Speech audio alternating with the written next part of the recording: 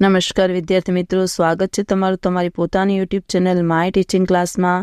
આજે આપણે ભણીશું ધોરણ 8 વિષય ગણિત અર્ચિત ગ્રાફ પોથીમાં આલેખ 3 અને ઉદાહરણ 3 જે પાઠ્યપુસ્તક પાના નંબર 36 ઉપર આપેલ છે।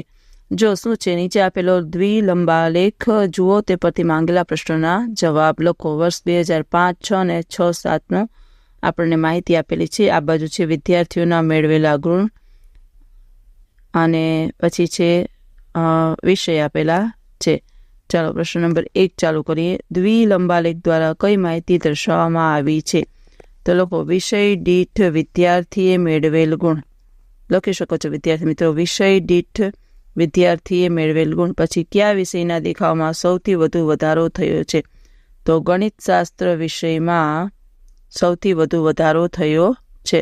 ત્રીજું, કયા વિષયના દેખાવમાં સૌથી વધુ ઘટાડો થયો છે? તો લખો અંગ્રેજી વિષયમાં સૌથી વધુ ઘટાડો થયો છે। અને ચોથું લખો કયા વિષયમાં દેખાવ સમાન છે? તો લખો હિન્દી વિષયમાં દેખાવ સમાન છે। જોઈ શકો છો વિદ્યાર્થી મિત્રો બધા પ્રશ્નોના જવાબ। ચાલો વિદ્યાર્થી મિત્રો, આજના વિડીયો લેક્ચરમાં આટલું। જો તમને આ વિડીયો ગમ્યો તો લાઇક કરશો, તમારા મિત્રો સાથે શેર કરશો અને મારી ચેનલને સબસ્ક્રાઈબ પણ કરશો। આવજો।